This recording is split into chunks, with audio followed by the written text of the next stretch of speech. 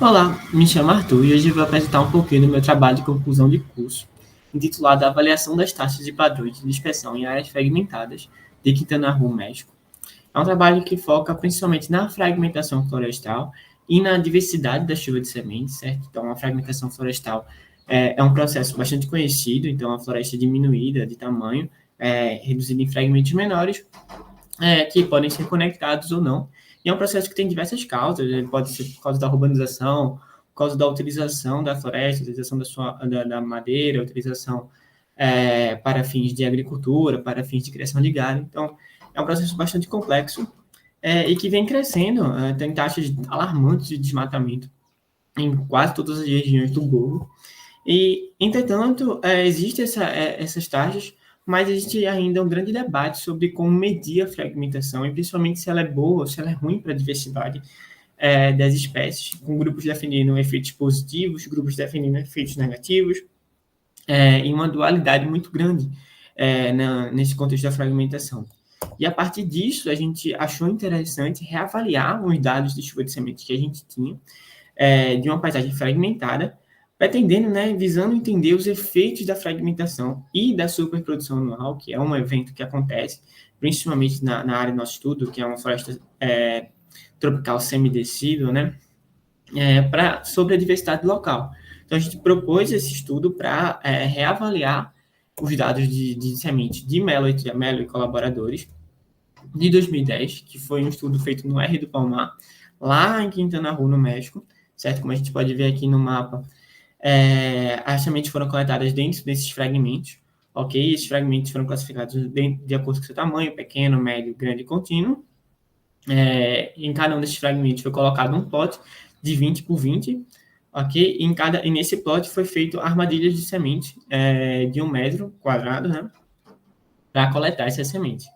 A partir dessas sementes foram classificadas de acordo com a sua origem, se era local, ou seja, se existia a espécie da semente existia naquele plot, ou se essa espécie não existia naquele plot, ou seja, vinha de outro plot, né? Ela era dispersada.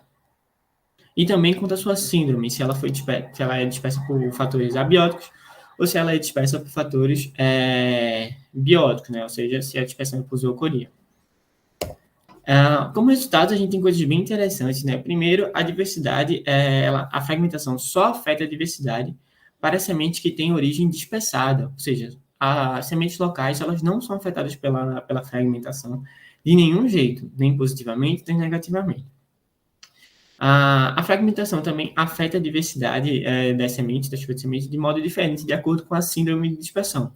Para a síndrome de dispersão abiótica, a fragmentação afeta positivamente a diversidade para os fragmentos médios e pequenos, certo? E a superprodução não tem nenhum efeito sobre a diversidade da chuva de semente.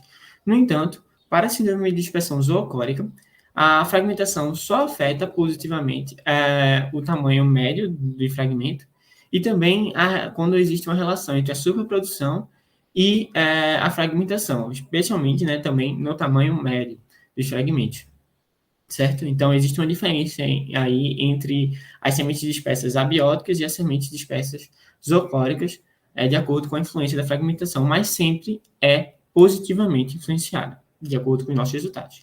E aí, comparando esses resultados com os resultados até da própria área, né, até do próprio artigo do Mello e colaboradores lá de 2010, eles encontraram que a fragmentação apresenta um amplo papel negativo sobre aqueles espessores de médio e grande porte, e que, por isso, existia um efeito negativo da fragmentação no tamanho da semente.